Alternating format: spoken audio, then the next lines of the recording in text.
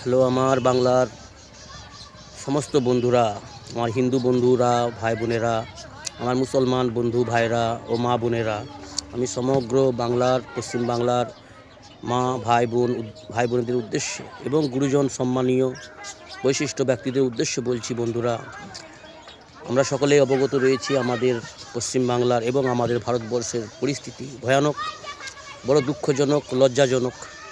তো আমার চিন্তা চেতনা এটা আছে, আমি কোনো রাজনেতা নয় এবং কোনো লিডার নয়, কোনো রাজনীতির ঝান্ডা বহন করি না হাতে।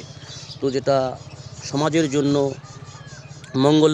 মঙ্গলময় সেই বিষয়টা সামনে রেখে, সমাজকে সামনে রেখে, মানবতাকে সামনে রেখে আমি আমার পার্সোনাল মত আপনাদের জানাচ্ছি। আমাদের ভারতবর্ষ থেকে এবং আমাদের দেশ থেকে, দেশের বিভিন্ন প্রত্যেক রাজ্য থেকে বিজেপি নামক, আরএসএস নামক যে বস্তুগুলি রয়েছে, এই জিনিসটিকে উৎখাত করতে হবে, নতুবা আগামীতে যে ভয়ানক পরিস্থিতি হবে, এই আরএসএস, বিজেপি, এই সমস্ত যে সংগঠনগুলো যে রয়েছে, দেশকে শেষ করার চিন্তা চেতনা নিয়ে, দেশকে ভ্রান্তিকর বিষয়ে ভ্রান্তির মধ্যে ফেলে দিয়ে দেশের জনগণের মানহানি করছে, সম্মানহানি করছে, সম্পদ লুটপাট করার চেষ্টা করছে। এরা আরএসএস এবং বিজেপির যে সমস্ত বড় বড় লিডার এবং নেতারা রয়েছে, এরা কোনোভাবেই কোনো ভালো মানুষের সঙ্গী নয়। এরা একটা জঙ্গি সংগঠন, এরা একটা দেশদ্রোহ সংগঠন।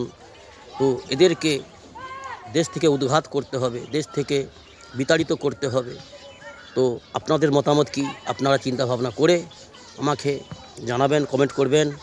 আশা করি সকলেই ভালো কিছু চাইবেন, নিজের দেশের জন্য, নিজের সমাজের জন্য, নিজের সংসারের জন্য, নিজের আনেবালা পিঢ়ির জন্য, বংশধরের জন্য।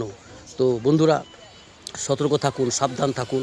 আমাদের বাংলা জুড়ে এবং বিভিন্ন রাজ্যে এবং দেশ জুড়ে যে পরিস্থিতি, যে পরিকল্পনা করছে দেশের সৌন্দর্যকে নষ্ট করার, অলরেডি 75% দেশের অবস্থা খারাপ করে দিয়েছে।